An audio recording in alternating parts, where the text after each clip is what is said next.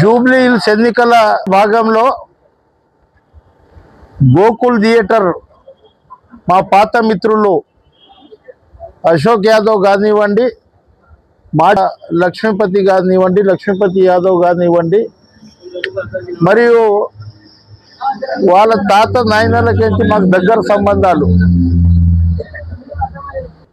ఇవాళ ఆయన ఇంతకు ముందు చెప్పిండు, నా పక్కకున్న ఖానాపూర్ ఎమ్మెల్యే ఆదిలాబాద్ ఎడమబొజ్జు గారు చిన్న వయసులో రేవంత్ రెడ్డి గారు మన ముఖ్యమంత్రి గారు టికెట్ ఇవ్వడంతో బ్రహ్మాండమైన మెజారిటీ తోటి ఆయన గెలవడం జరిగింది.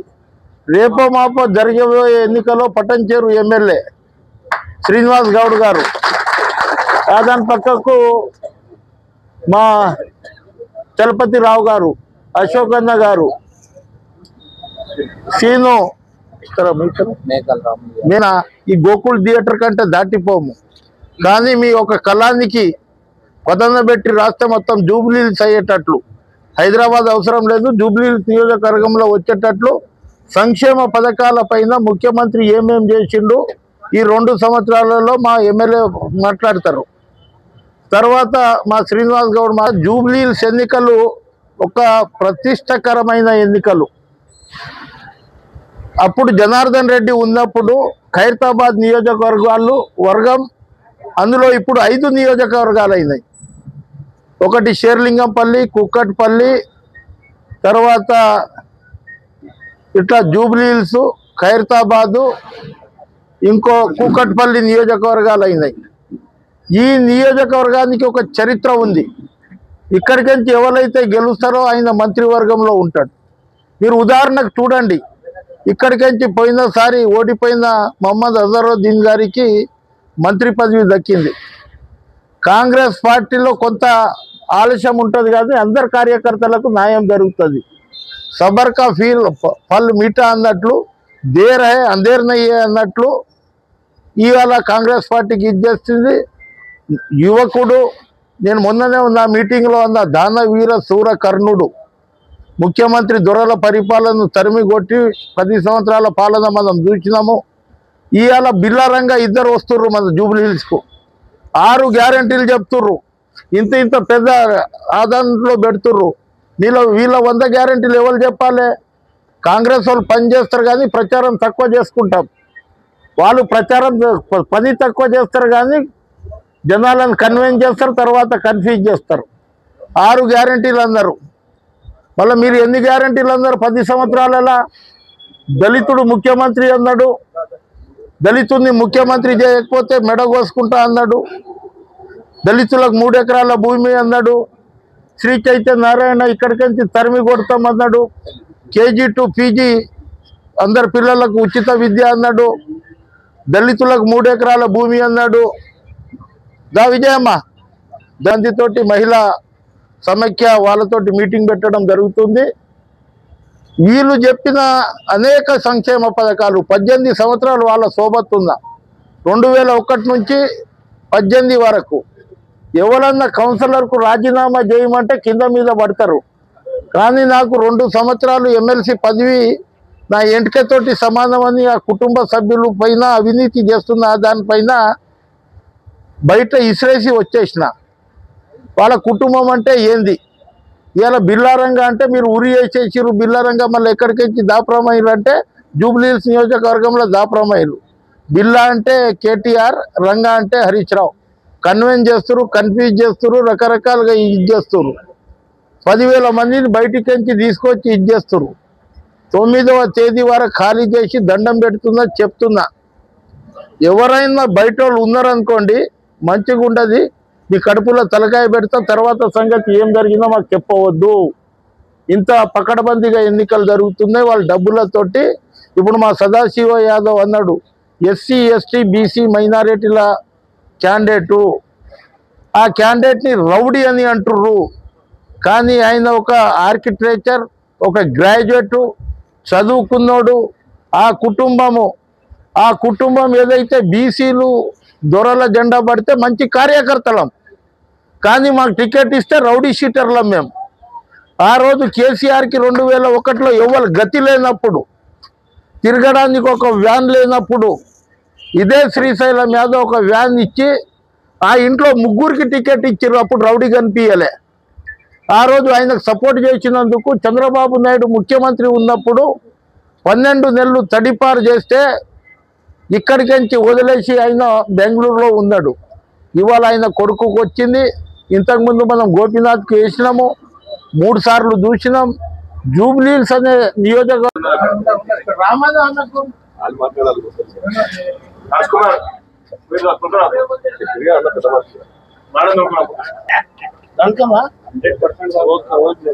हमारे पूछ के हम तुम्हारे पूछ के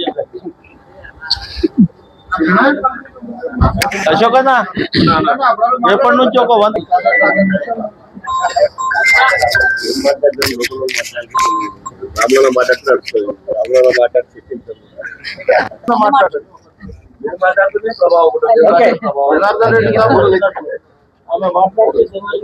ఏమిచ్చిందంటే గాడిది గుడ్డని చాలా స్పష్టంగా చెప్పడం అనేది జరిగింది.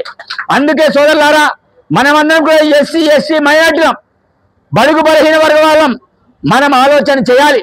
ఒకవేళ మైనార్టీ సోదరులు మీరు అనుకుంటారు కావచ్చు, మీరు నిజంగా మేము బీఆర్ఎస్ పార్టీకి ఓటేస్తామని బీఆర్ఎస్ పార్టీలో ఉన్నవాళ్ళు బీఆర్ఎస్ పార్టీకి మీరు ఓట్లు వేస్తలేరు, ఇండైరెక్ట్ గా బీజేపీ పార్టీకి ఓటేస్తున్నారు. వాళ్ళు ఇక్కడ మతం పేరు మీద, కులం పేరు మీద ఈ రోజు మనం ఎంతో హిందూ ముస్లిం సిక్స్ అయి మనం అందరం ఎంతో కలిసిమెలిసి ఉంటున్నాం. కానీ వాళ్ళు గొడవలు చెట్టే ప్రయత్నం చేస్తున్నారు. గొడవల వల్ల బడుగు బలహీన వర్గం మన పిల్లలు ఈరోజు జైలు పాలు అవుతున్నారు, జైలుకి వెళ్తున్నారు, బదనామవుతున్నాం. మనం కలిసి ఉన్న దేశం, భిన్నత్వంలో ఏకసం, ప్రపంచంలోనే మనలాంటి దేశం ఎక్కడ కూడా లేదు. కానీ ఇలాంటి దేశాన్ని ఒక కలిసిన దేశంగా మార్చడానికి బీజేపీ కుట్ర పన్నుతుంది. ఈ కుట్రని మనం పసిగట్టాలి. పసిగట్టకపోతే భవిష్యత్తులకు మనకు ప్రమాదం మారుతుంది. ముందుగా ఈ దేశంలో ముస్లింలకు ప్రమాదం ఏర్పడుతుంది, దాని తర్వాత దళితులకు ప్రమాదం ఏర్పడుతుంది, దాని తర్వాత ఆదివాసులకు ప్రమాదం ఏర్పడుతుంది. వీటిని మనం పసిగట్టాలి. ఎందుకంటే ఎక్కడ పడితే అక్కడ ముస్లింల మీద దాడులు కావచ్చు, దళితుల మీద దాడులు కావచ్చు, గిరిజనుల మీద దాడులు కావచ్చు, ఆదివాసుల మీద దాడులు కావచ్చు. ఇలాంటి దాడులకు ప్రేరేపితం చేసేవాళ్ళు బీజేపీ పార్టీ. అలాంటి బీజేపీ పార్టీకి బీఆర్ఎస్ పార్టీ పూర్తిగా వతస్సు పలుకుతుంది. కాబట్టి సోదరులారా, మీరు మళ్ళీ మళ్ళీ ఆత్మవిమర్శన చేయండి. మీరు బీజేపీ పార్టీలో ఉంటారా, ఉండండి, అభ్యంతరం లేదు. కానీ మైనార్టీ ఓటు బ్యాంక్ అంటూ కూడా వన్ సైడ్ గా కాంగ్రెస్ పార్టీ వేయడానికి ప్రయత్నం చేయండి. దళిత సోదరులారా, అదేవిధంగా ఆదివాసీ బిడ్డలారా, గిరిజన బిడ్డలారా, మీరు ఆలోచన చేయండి. ఏ రోజు కూడా భారతీయ జనతా పార్టీ మనకు అనుకూలంగా లేదు. ఏ రోజు కూడా బీజేపీ బీఆర్ఎస్ పార్టీ మనకు అనుకూలంగా లేదు. ఎగ్జాంపుల్ గానే ఒక పేదెంటి బిడ్డకి కాంగ్రెస్ పార్టీ అవకాశం ఇచ్చింది. బెరమబోజు దగ్గర ₹1,00,000 లేదు జేబులో. ఆ సందర్భంలో ఒక పేదవాడికి బీదవాడికి టికెట్ ఇచ్చి ఒక మారుమూల ప్రాంతంలో ఈ రోజు ఎమ్మెల్యే చేసినందుకు కాంగ్రెస్ పార్టీ యొక్క ఘనత దీని ద్వారా మీకు అర్థమవుతుంది. కాబట్టి కాంగ్రెస్ పార్టీ అంటే సామాజిక న్యాయం. ఈ రోజు మీ అందరికి తెలుసు, గతంలో దొరల పరిపాలనలో మంత్రులు ఎవరు, ఈ రోజు ప్రజాప్రభుత్వంలో గౌరవ ముఖ్యమంత్రి గారి నాయకత్వంలో మంత్రులు ఎవరు, ఒక్కసారి ఆలోచన చేయండి. ఈ రోజు చైర్మన్, కార్పొరేషన్ చైర్మన్లు కావచ్చు, దాంతోపాటు మంత్రివర్గమే కావచ్చు, ఏ పదవులు ఇచ్చినా ఈ రోజు సామాజిక న్యాయం కేవలం కాంగ్రెస్ పార్టీతో సాధ్యమవుతుంది. కాబట్టి సోదరులందరూ కూడా విజ్ఞప్తి చేస్తున్నా, బీఆర్ఎస్ పార్టీ వాళ్ళు పునరాలోచన చేయండి. బీజేపీలో తిరిగే వాళ్ళు మీరు పునరాలోచన చేయండి. కులాలు మతాల పేరు మీద కాదు, ఇది ప్రజాస్వామ్య దేశం, భిన్నత్వంలో ఏకత్వంలో దేశం. ఈ దేశంలో కాంగ్రెస్ పార్టీ ఉంటేనే ఈ దేశం బాగుపడుతుంది.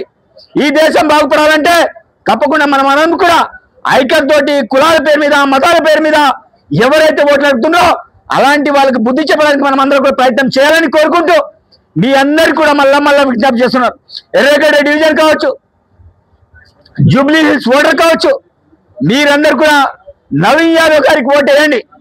సోదరులారా, మా రాముల నాయక్ ఇక్కడ పొద్దున్న నేను వెళ్ళినా, అరే నవీన్ యాదవ్ గారు, వారి కుటుంబం చాలా సాఫ్ కుటుంబం, ఎక్కడ కూడా దాదాగిరి గారు, గుండాగిరి గారు చేసిన దాఖలు ఎక్కడ కూడా లేవు. మేము చిన్నప్పుడు సిరిసేవను కావచ్చు, మేమిద్దరం కూడా దోస్తున్నాం. ఎక్కువ జామకాయలు దొంగతనం చేస్తే జామకాయలు దొంగ చేసిన వాళ్ళు కూడా ఈ రోజు గుండాగిరిని ఏదేదో పనికిరాని పేర్లు పెట్టేసి ఈ రోజు మమ్మల్ని రెడిషనల్ గా పేరు పొందుతున్నారు అని వాళ్ళు ప్రచారం చేస్తున్నట్టు రాములే గారు చాలా స్పష్టంగా చెప్పారు. వాళ్ళ పార్టీ ఎప్పుడు పోటీ చేసినప్పుడు ఇవన్నీ గుర్తు రాలే.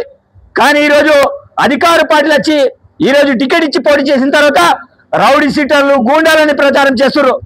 కాబట్టి సోదరులారా, ఇవన్నీ కూడా పునరాలోచన చేసి మరి నవీన్ యాదవ్ గారికి గెలిపించి ఈరోజు గౌరవ ముఖ్యమంత్రి గారికి సోనియమ్మ గారికి ఒక గిఫ్ట్గా ఈ యొక్క ఎన్నికని ఇద్దామని తెలియచ్చు.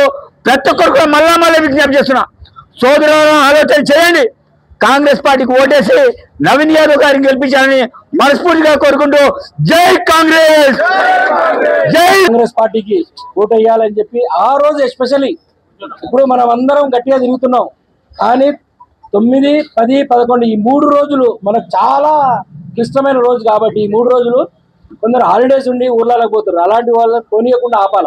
ఎస్పెషల్లీ మనం ఏదైతే ఈ రోజు మనం ఈ కార్యక్రమం చేస్తున్నామో ఎస్సీ, ఎస్టీ, బీసీ మైనారిటీలో అందరం కలిసికట్టుగా ఉన్నామని చెప్పేసి నిజాయితీగా మనం ప్రూవ్ చేయగలిగితే 100% మన నవీన్ యాదవ్ గారు గెలుస్తారు. కాబట్టి మీరందరూ కృషి చేయాలని చెప్పి కోరుకుంటూ ఈ సభనికి విచ్చేసిన అందరికీ ఇంకోసారి నమస్కారాలు తెలియజేసుకుంటూ ఈరోజు వేదికను అలంకరించినట్టు మన ఎమ్మెల్యే గారు కూడా, అదేవిధంగా రాముల నాయక్ గారు కూడా, ముందు రాముల నాయక్ గారు మాట్లాడతారు, తర్వాత ఒకరొకరు మాట్లాడతారు.